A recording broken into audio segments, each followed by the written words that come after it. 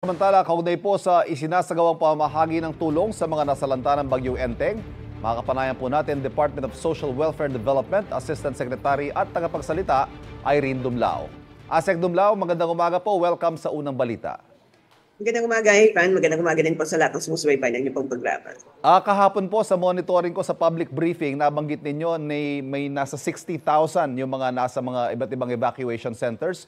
Dumami na po ba? Lumaki na ba ang bilang na yan? Tama po, Sir Ivan, no? Nasa mahigit 18,000 na pamilya or mga mahigit 73,000 na mga katao yung mga nasa evacuation centers po. Batay po dito sa pinakahuling tala po namin, nasa 508 ang open evacuation centers at ito ay matatagpuan po sa Metro Manila, sa Ilocos Sur, La Union, Pangasinan sa Region 1, Quirino in Region 2, Aurora, Bataan, Bulacan, Nueva Ecija, Pampanga, Zambales, Olongapo City in Region 3. Gayon din sa Batangas, Cavite, Laguna at Rizal sa Calabarzon. Meron din po sa Albay, Camarines Norte, Camarines Sur, Masbate, also sa Region 5, Antique in Region 6, and in Region 8 ay meron din naman po sa Northern Samar. Asek, nararating naman po lahat ng mga apektado? Wala naman pong isolated o yung hindi natin maabot dahil sa mga pagbaha o baka may mga pagguho? Yes, Sir Ivan, wala naman po tayong ulat na tatanggap na nahihirapan ng ating mga personnel na magpaabot ng mga tulong. Dahil maganda naman po yung naging strategy ng DSWD na nakipag-coordinate tayo sa mga local government units, and also we have existing relief prepositioning agreements with the local government units, kaya nagamit po natin ang kanilang mga warehouses. Kaya nga po anytime na kinailangan ng mga LGUs ng karagdagang mga family food packs ay madali po na-access ang mga ito. Ano-anong suporta po ang naipapaabot sa mga apektado? Yung mga nasa evacuation center at gayon din po yung mga wala sa evacuation center at maaaring nakituloy sa mga kakilala? Yes, actually ang Department of Social Welfare and Development sa pamamagitan po ng mga field offices nito ay nakapagpadala na po ng mahigit 130,000 na mga family food packs.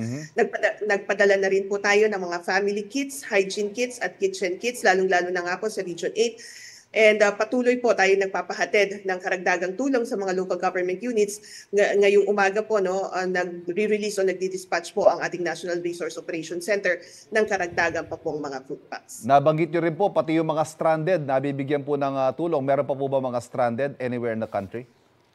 Well, no, nung unang araw, nung Lunes, nakapagpahatid tayo ng tulong in coordination with the LGUs ng tulong, hot meals actually, dun sa mga stranded sa mga ports sa Batangas and gayon din po sa Bicol region. Sa kasalukuyan, wala na po tayong natatanggap ng ulat ng karagdagan po ng mga stranded. But in case naman po, nakahanda ang DSWD to assist. Sa pahayag po ni Pangulong Bongbong Marcos kahapon, sinabi niya may more than 60 million pesos na standby fund para po sa mga nasalanta ng Bagyong Enteng.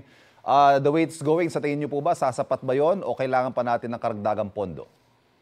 Well, tama po, no? Meron po tayong available na standby funds dito sa central office and at mga field offices. Karagdagan dyan, meron rin man po tayong mga stockpiles na nagkakahalaga ng mahigit 2.6 billion pesos. At yan nga po yung mga dinidispatch natin sa mga iba't ibang mga lugar. Sa kasalukuyan, tayo po ay nakikipag-ugnayan na rin sa Department of Budget and Management for the replenishment of our quick response funds. But because that is provided naman po, no, na pwede tayo humingi ng karagdagang quick response funds. And we're very grateful that the DBM is facilitating our request naman po. Nabanggit niyo po yung replenishment kasi letter E pa lang po itong bagyo natin, Enteng. Marami pa po yung maaaring pumasok na bagyo sa ating bansa hanggang matapos ang taon. Kumusta po ang ating funding para po sa suporta sa mga posibleng maapektuhan pa na mga susunod pang bagyo? Well, Ivan, sabi ko nga, we're very grateful to the DBM dahil sa suporta. In fact, binigyan naman po tayo ng assurance na magiging adequate o sufficient yung pondo natin magagamit sa ating disaster response operations. Asek Irene, magandang umaga sa inyo. Maraming salamat. Maraming salamat din po. Nakausap po natin Irene Dumlao, tagapagsalita ng DSWD.